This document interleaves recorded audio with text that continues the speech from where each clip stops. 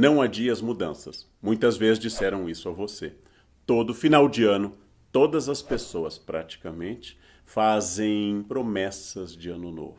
Eu vou emagrecer, eu lerei mais, eu guardarei mais dinheiro, visitarei mais meus amigos, participarei mais de vida social, eu terei mais empreendimentos, etc, etc. Aí vem o dia 1º de janeiro, ressaca, dia 6 de janeiro, dia de Reis, o ano começa, vem carnaval, eu ainda penso depois do carnaval.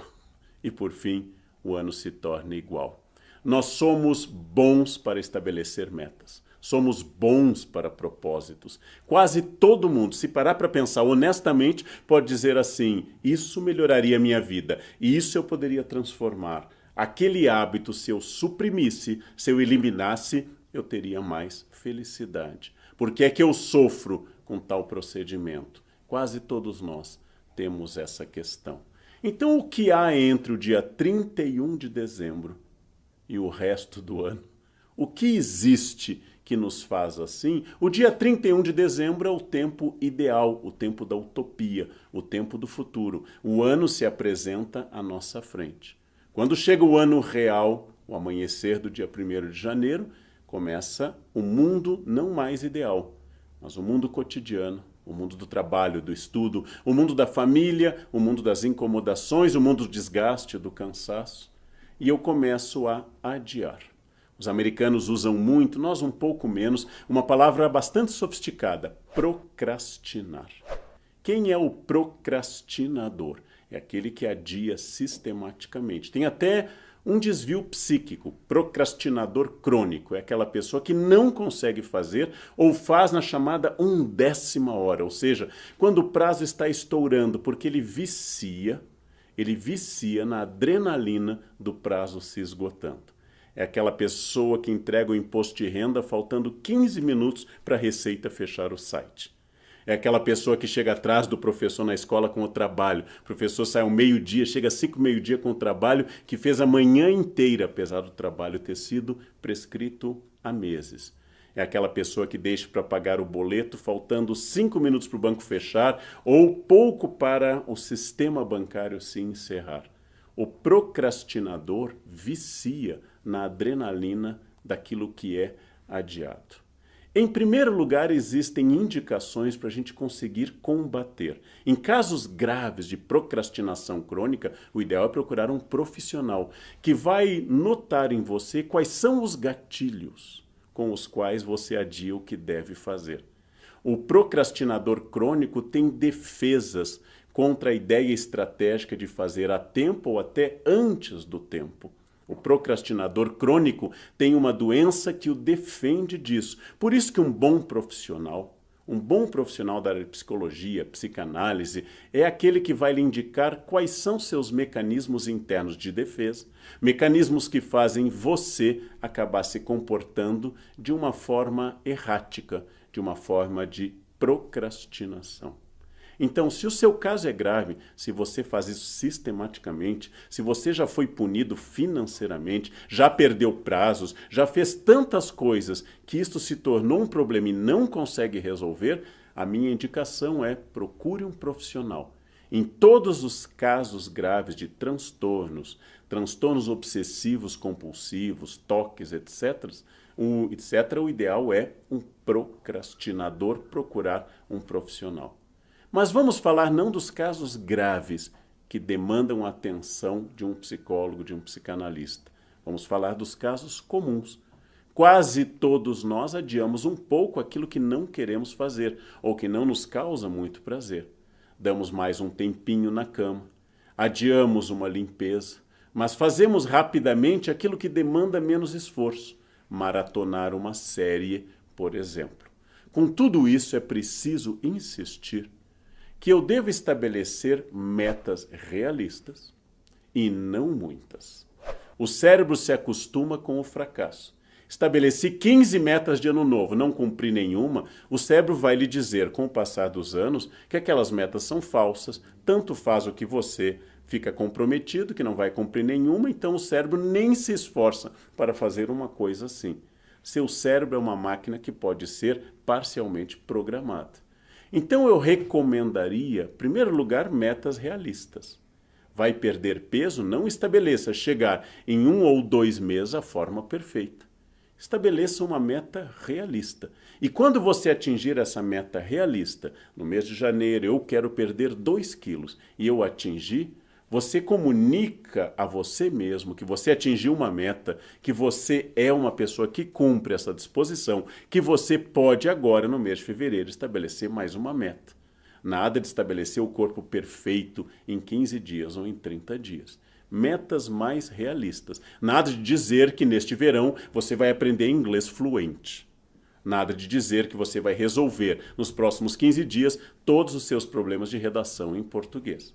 Nada de falar que daqui até segunda-feira você vai dominar perfeitamente aquele software que você fica enrolando há tanto tempo. Estabeleça metas realistas. É melhor menos cumprido e mandando ao cérebro a mensagem e recompensando a você mesmo por ter atingido a sua meta do que estabelecer metas ousadíssimas, vastas, que você nunca vai conseguir e vai se acostumando com o fracasso, porque o fracasso vicia. O fracasso é algo que permite que eu não faça mais nada. Eu não dei certo mesmo. Meu corpo é assim, eu não vou conseguir mudar, eu nunca aprendi inglês, eu não consigo ler sistematicamente, eu não consigo guardar dinheiro. O fracasso vai liberar de qualquer esforço. O fracasso, com frequência, não sempre, e para quem não ouviu ainda, não sempre, o fracasso é, por vezes, uma zona de conforto. Ou seja, se eu não preciso mais obter nada, se eu não vou mais crescer, evoluir, me transformar, se a minha zona de conforto é o meu limite total de reino, para que fazer alguma coisa? Por que tentar algo? Eu sempre estarei lá, no mesmo lugar fracassado. Existe uma acomodação no fracasso. Por isso, primeiro conselho, metas realistas, modestas. Atingiu as metas modestas, você pode pensar, eu tenho condições para isso. Eu quero perder 2 quilos, eu dei um exemplo. Eu quero perder 2 quilos em janeiro e manter em fevereiro esses 2 quilos perdidos. Excelente meta. Conseguiu manter, em março eu vou para mais 1 quilo ou 2, se é o meu objetivo. Eu quero agora fazer a seguinte meta. Entre 2021 e 2023 eu vou aprender inglês. 2 anos é um bom prazo para uma língua. É um prazo mínimo para você estabelecer alguma fluência. Qual é a condição financeira que eu tenho para curso? Qual é a condição de tempo? Qual é o meu ritmo de aprendizagem? Vou estabelecer que no primeiro semestre eu quero fazer um curso via internet, por exemplo. São, em geral, mais baratos. Ou eu posso fazer com um professor particular.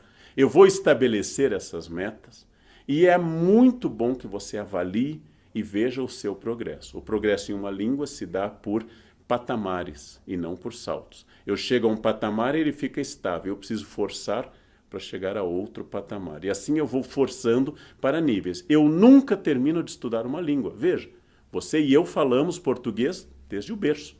E você e eu bastante, temos dúvidas na língua portuguesa. Então não imagine que você será perfeito em outra língua, porque você não é perfeito na sua língua materna, como eu não sou. Então não tenha essa pretensão de perfeição. Mas, se você é capaz de ler um texto básico, fazer uma comunicação, uma reunião, uma apresentação simples, isso é um patamar extraordinário. E a esse patamar você vai acrescentando mais conhecimento. Quero guardar dinheiro. Quais são minhas despesas fixas? O que eu quero? Qual é a meta? Guardar dinheiro sem meta não adianta. Os especialistas insistem, eu tenho que ter meta. Quero dar entrada em um apartamento? Qual é o valor do apartamento que eu quero? Quero trocar de carro? Quero ter uma reserva equivalente a 1 ou 2 salários por ano? O ideal, os especialistas dizem, são 3 salários por ano para emergências, despesas médicas ou tudo aquilo que nos surpreende. Nesse caso, estabeleça a meta. Faça essa meta constantemente. Busque essa meta. Recompense se você se atingiu. Ou seja, se você se atingiu, aqui significa se você atingiu aquilo que você determinou. Por isso eu estou usando nessa forma estranha. Você se atingiu, você atingiu o seu próprio patamar, excelente. Estabeleça a seguinte meta. Eu posso ler todos os dias por 15 minutos. Todo mundo tem 15 minutos durante o dia. E quem lê 15 minutos por dia vai criando um mecanismo cerebral que vai se afeiçoando ao hábito. O hábito, diz Aristóteles, é uma segunda natureza. O hábito pode ser mudado pelas pessoas. O hábito resiste, mas o hábito pertence àquele que o criou, o seu cérebro. E você pode então estabelecer um novo hábito. É claro que o seu cérebro também é uma máquina de desculpas. O primeiro dia você leu 15 minutos, o segundo você se entusiasmou, leu meia hora, no terceiro você arrebentou a boca do balão, leu uma hora inteira, maravilhoso.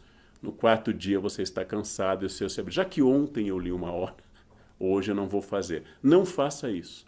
Estabeleça uma meta modesta, 15 minutos por dia. Quantas páginas você lê em 15 minutos? Qual é o texto que você vai começar? Se é literatura, pegue um conto.